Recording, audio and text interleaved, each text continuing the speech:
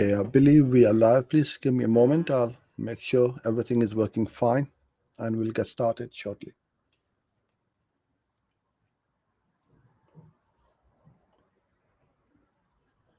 All looks good.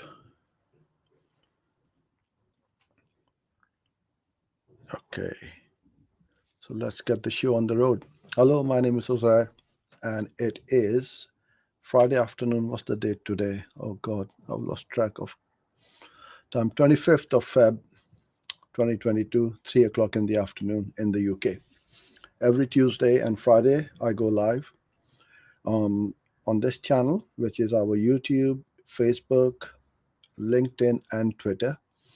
And I cover topics such as Google Ads, video ads, YouTube ads, digital marketing, anything and everything to do with your online marketing strategies to help you generate more leads or sales and be more profitable, and to help you improve your Google Ads campaigns.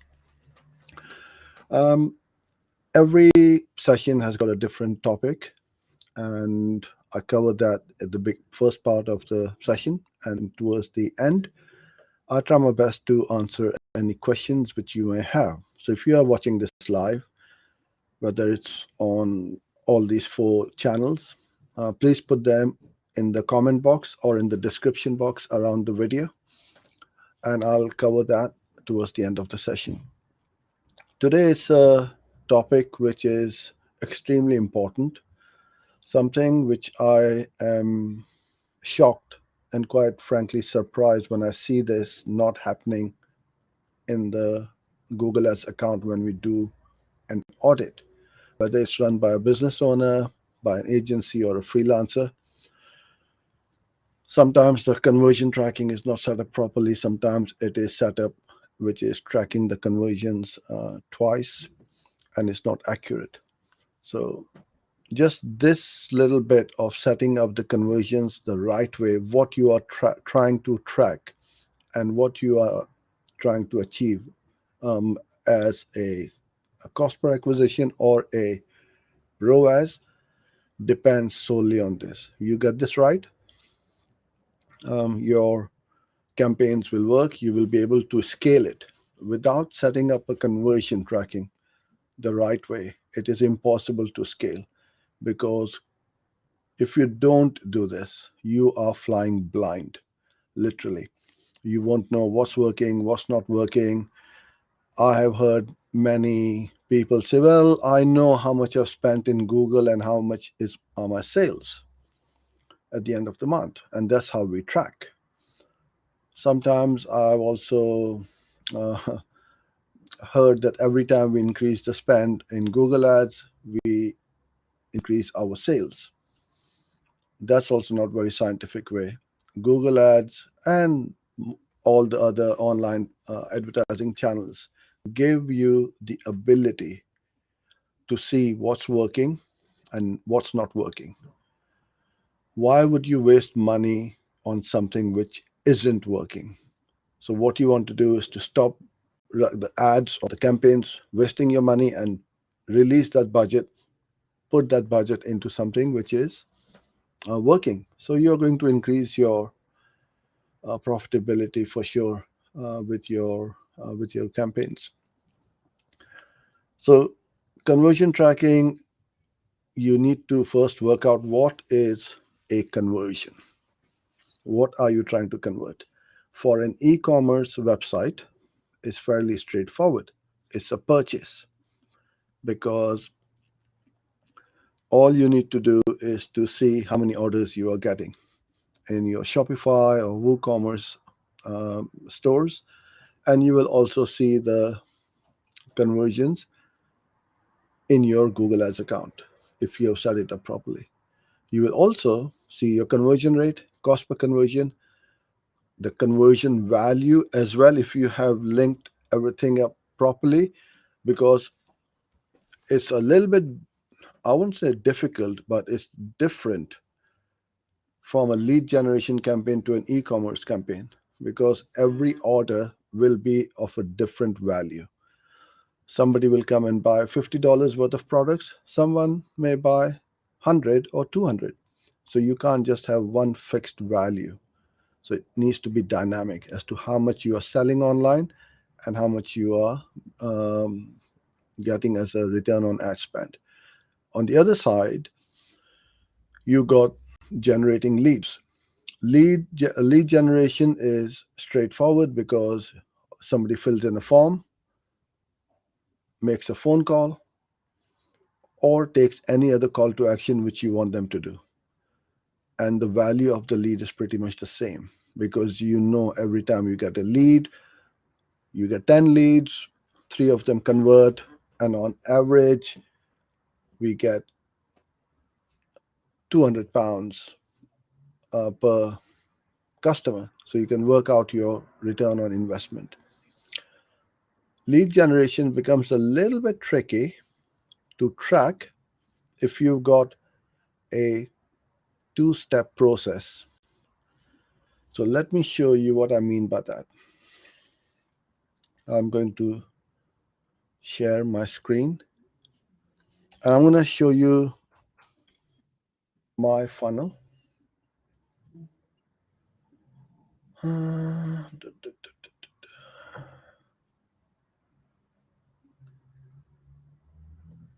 Okay.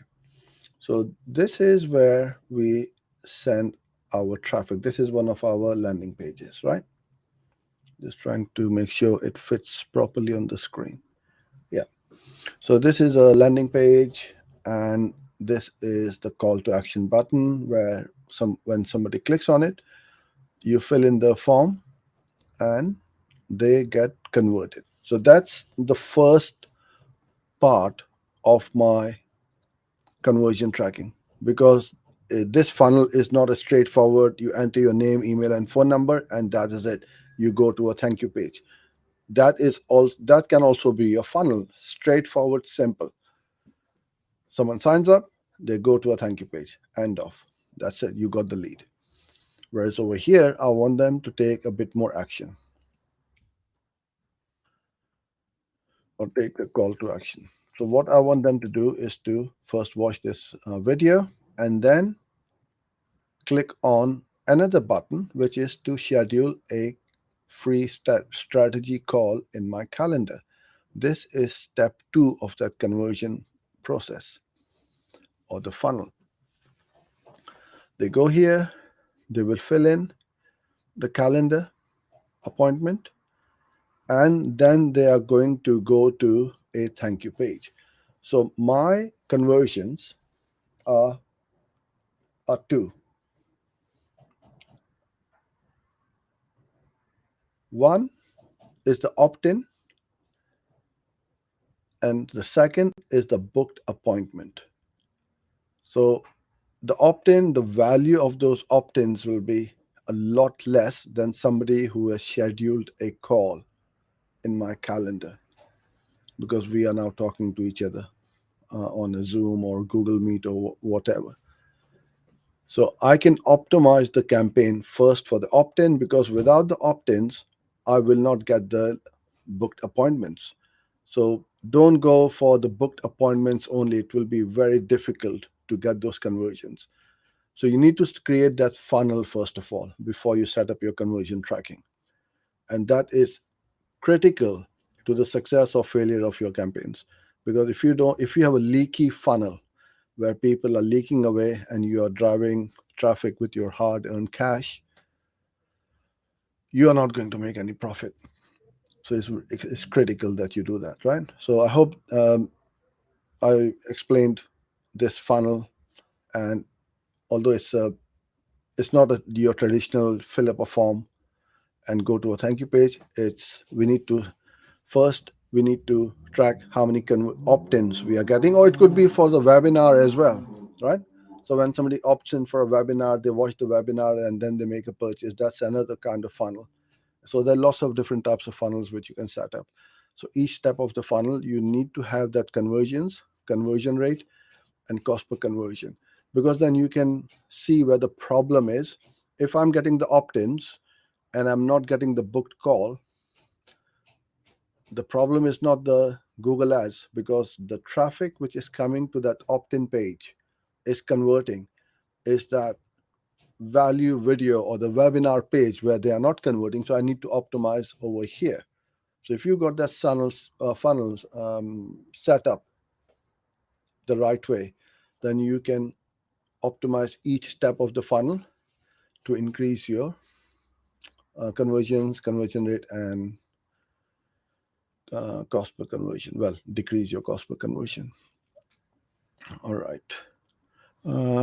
Let's go on to Google Ads now. And we go into a little bit of conversion tracking or setup.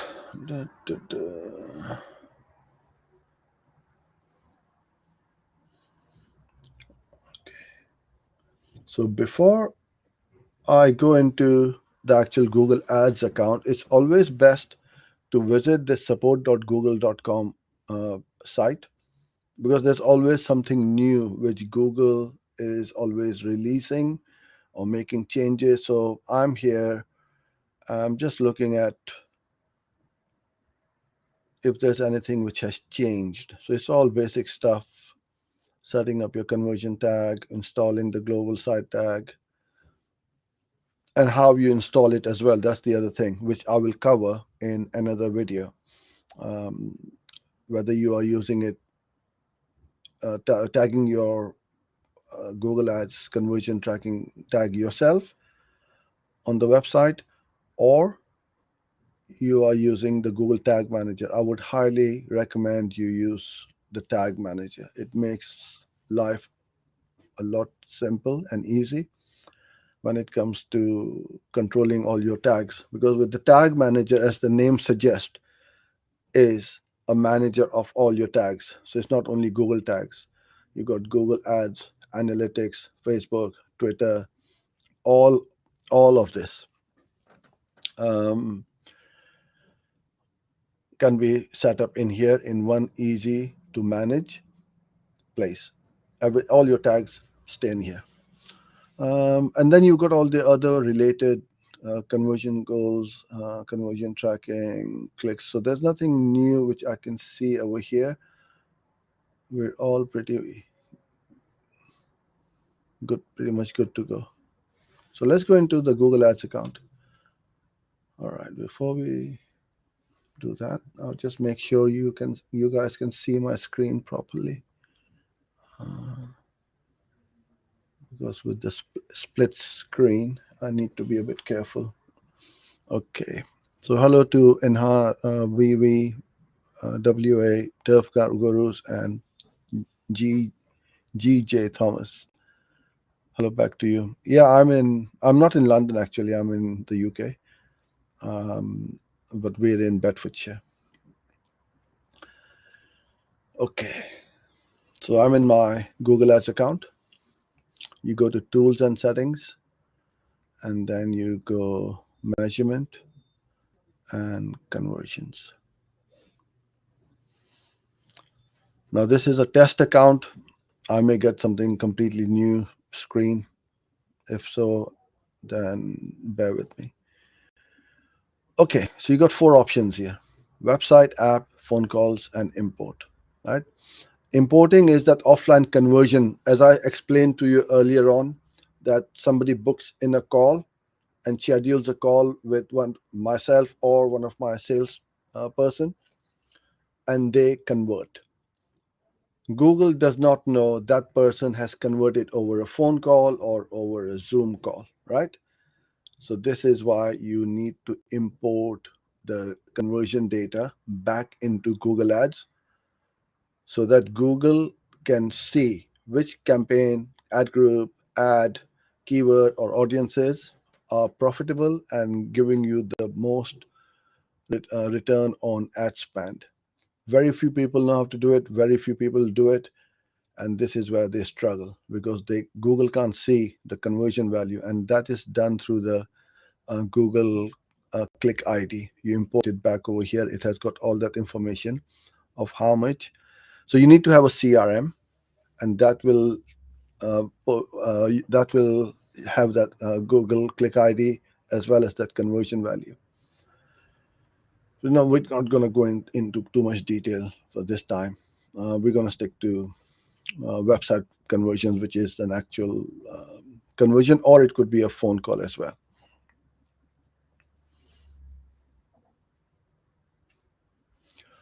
Okay, so you go over here. I'll try to zoom in a bit for those of you on a mobile device.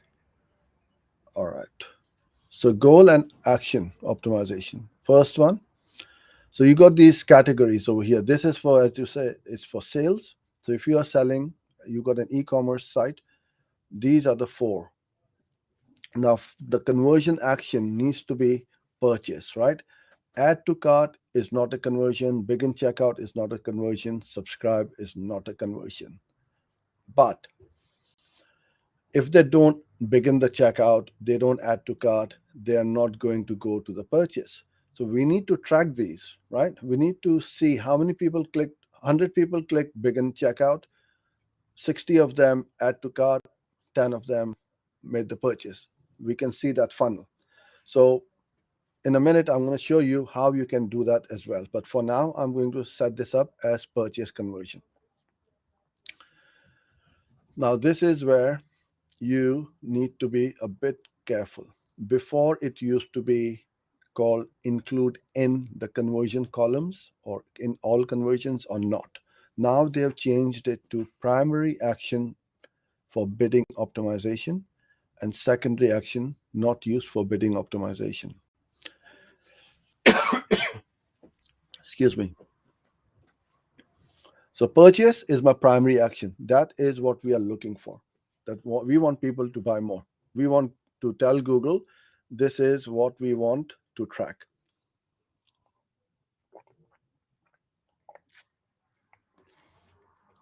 But if you were to set begin checkout, you don't want that. You want to set this up.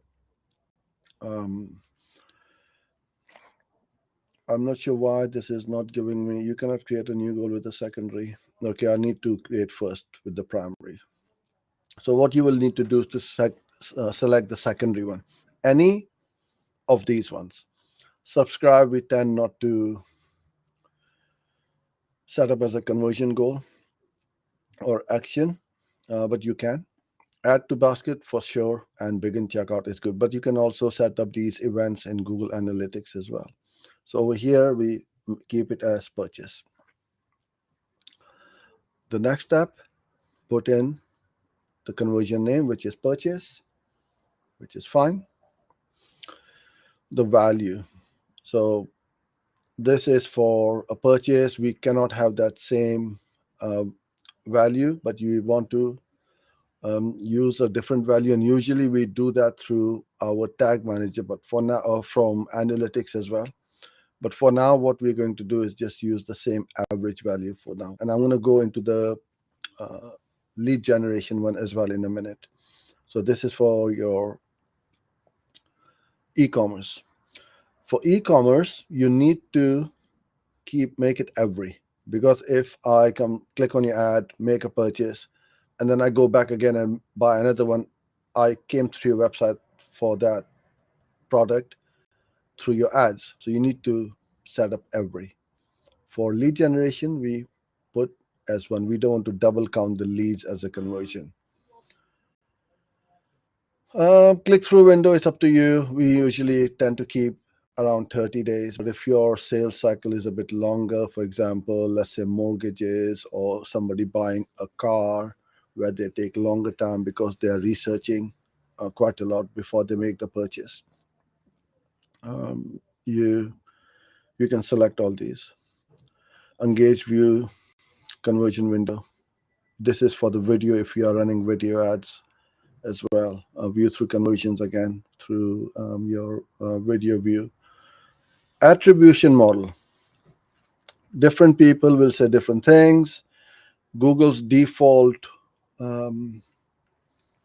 attribution is the last click, which we don't use and I don't like, because it's kind of like the analogy I gave to make it understandable in non-techie way is imagine a football team. What this is going to do, the last click, is the striker, who's the person, I should say, who scored the goal gets the credit, which it does. But what about the other poor 10 players in the team? They don't get any credit. Nowadays, the guys who are the playmaker, who pass the ball to the striker, are more expensive than the striker. Is because without that pass, the striker would not be able to score the goal. First click is that first click, obviously, on that first ad they came, and even if they subsequently click some more ads, the first one will get the click. That's kind of like the goalkeeper kicking the ball forward, because if he did not kick the ball forward, nobody's going to score. So that's the goalkeeper over here. Linear, everybody in the team gets equal credit. The time decay is kind of like the keeper gets the least credit for kicking the ball, then the midfield players get a bit more because they pass the ball around, and the striker gets the most. Position based is kind of like the first and the last click gets the most, 40% of the credit, and the clicks in the middle get around 20%. So keeper and the striker get the most. So again, this is how these are worked out. Data driven is for accounts which has got over, I believe, 50 to 100,000 dollars worth of ad spend per month, and then you can just leave it and let the algorithm work out who is likely to convert and who isn't. For those who don't have data driven, I would recommend, we use time decay, which we feel is the credit goes to to all these ads fairly, I should say, because we do a lot of search ads, video, display, shopping. So I want all the ads to be given credit the way it should. Okay, so now let's go back over here. That was the sales one. And in the leads categories, you've got contact, leads form, submit, book appointments, and so on, request code. See, request code and book appointment, the value would be a lot more than submit a lead form. So in my case, which I've just shown you, we had the opt-in for a webinar or for a sales video, right? So that would be classified as that one. And then I would leave the name, whatever you want to call it. You can change it. And then you put in the lead value of some.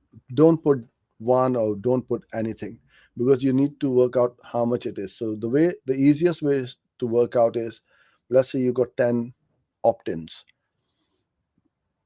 One person converted into a sale or a customer, and that customer spent 100. So $100 or pounds divided by 10 leads is 10, right? So you put that value in over here. So you can use the same value here. In this case, you will put in as 1, and you can then choose how you wish to attribute the set up the conversion window for these, and then the attribution model. And that's all you do, is to create and continue. And then over here, I come back and create another one for book appointments. So now they are booking the appointment, which is that step 2 of my conversion tracking. This will be a lot more. I can put in 100 or I can put in 1,000. If you're selling a high ticket offer, it's up to you.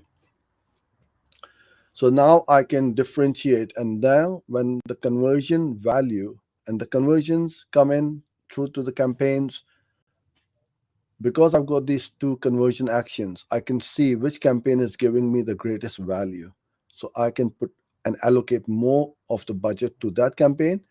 So I may have a campaign which will give me lots of leads, which are a lower quality, and they are not converting into a customer. We don't want that. We need less leads, but they are profitable leads, right? They've got the intent, they are converting and they are making that purchase. So this is why we keep this conversions the way I do it, is to add these value, because otherwise you will not be able to work out. Because even if you just keep this as 10, there's no difference between that opt-in lead for that webinar or that booked appointment who converted into a customer. And I'm going to create and continue. Now you get these three options. So one is install the tag yourself. You've got the global site tag over here. So there are two tags over here. You got to be careful now. So this global, and Google have made it very simple. Global means everywhere. The global site tag adds visitors to your basic remarketing list and sets new cookies on your domain.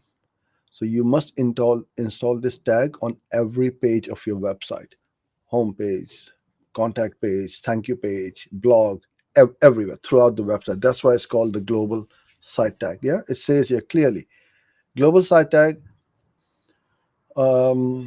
is already installed, or however you want to do it. It's not installed. Okay, so then you copy the tag and place it between the head tags of every page of your website. If you got a WordPress website, there is a plugin and it makes it super simple.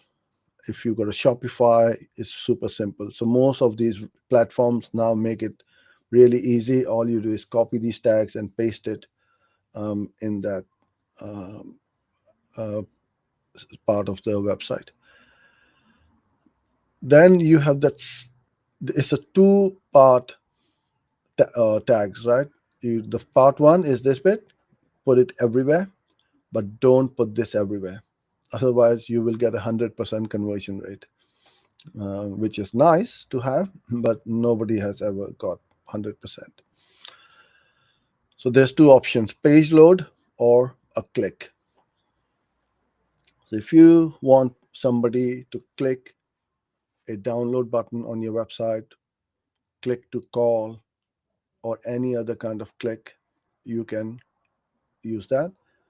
I would recommend that you have a thank you page. So when somebody fills in a form, they are taken to a thank you page. And then this code needs to go on that page only, between the head tags. So if you're using something like Unbounce, ClickFunnels, lead pages for your landing pages, again, it's fairly simple and easy to do that. Now they've also included and added enhanced conversions, which improves the accuracy of your conversions by matching them with information provided by people who convert on your website. And you can learn more a little bit over here. All you do is, if you want to switch it on, then you select whether you want to select the global site tag or Google Tag Manager, or through the API. And once you've done that, all you do is go to next and done. So you set up your book appointment, conversion, action, and auto tagging. And that's it. Once you're done, you will see that your conversion action is coming under your booked appointments on your conversion page. So that is how we set up the conversion tracking. It does take a little bit of time. It's worth every second to spend on this and get this right, because initially what will happen, the status will come up as unverified, because I have not put up that tag on the web page right now. Once you place that tag, the Google Ads is going to look at that page once you start setting up your campaign, and then it will start to say no recent conversions recorded, or it will change, right? Because if you hover the mouse, it says here, we haven't verified your tag yet. and it does take a bit of time, up to 3 hours after someone visits your web page. So as soon as you start to get traffic, it will then change the status from unverified to, say, no conversions recorded or something like that. And when you have got some conversions recorded, it will then again change to recording conversions. And that's how you set up the conversion tracking.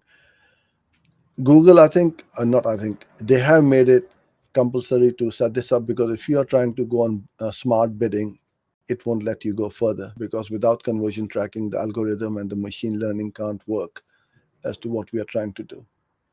Okay, so if you have got any questions, then let me bring them up on the screen, and I'll try to answer them for you. Please don't leave it till the last second, because there is a bit of a delay.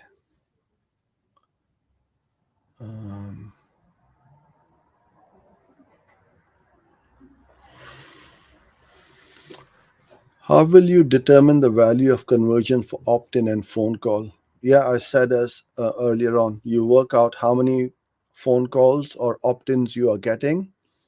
Let's say 10, one of them converted, they spend 1,000.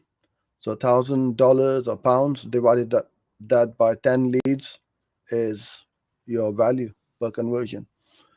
So this is critical, because if a customer, or if you don't know how much to pay for a lead, so quite often we get clients where they don't know how much to pay for a lead. So I said, okay, fine, we need to work out the value per lead. So 1 in 10 is converting. Each conversion is spending 1,000. So 1,000 divided by 10 is 100. That's my value per lead. So every time we get a lead, technically speaking, we are getting 100 every time we get a lead. If our cost per lead is 110, that means we are losing 10 on every lead, which may be fine, depends on your business model, because if you can work on a customer lifetime value, and let's say when you get that customer, they stay with you for 6 months and they spend 1,000 a month every month. So technically speaking, you're not getting 1,000, you're getting 6,000. Very few people work on this basis. They only go on that first transaction, and then you can't bid aggressively. Now, if I know my funnel and the customer lifetime value, they stay with me for 6 months or 2 months or 6 years, I can bid so aggressively that none of my competitors will be able to work out how am I able to spend so much, first of all, and pay for such a high cost for a lead, because all they are doing is working on that first transaction. So never do that, especially for lead generation and also for e-commerce. Let's say you're a SaaS company or a subscription-based business model. You get month-on-month revenue from that same client, but your acquisition cost is only once. So you need to take into account all the customer lifetime value, and you'll be able to win in this game easily, because very few people work on this basis. And the person who is willing to pay the most for a lead or a customer, or to acquire a customer, will always win. And that is how you beat your competitors in this game.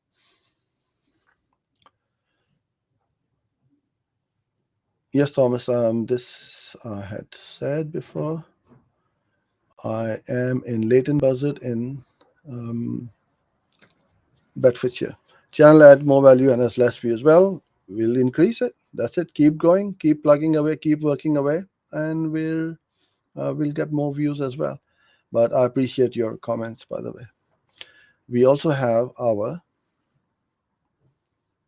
free Facebook group, and in that group, we go live as well, separately from here, just for our members and subscribers, where you can share screen and ask questions, troubleshoot, any problems you may have. So join the group here. You'll get the link in there, and I'm going to be starting that from the 7th of March with our community just in that Facebook group, and you'll be able to um, ask me your questions directly over there. Brilliant. I don't see any questions more. It's a bit quieter today. That's fine. It's a beautiful day over here in Leighton Buzzard. And I will be away for the next few weeks. I will put up over here as well as on our Facebook group. When will the next one be? I think the next Friday one will definitely go on, but the Tuesday one I'll be away, so I won't be able to do that. So I'll most probably see you next Friday. Till then, stay safe. Thank you for joining in, and I look forward to seeing you then. Bye for now.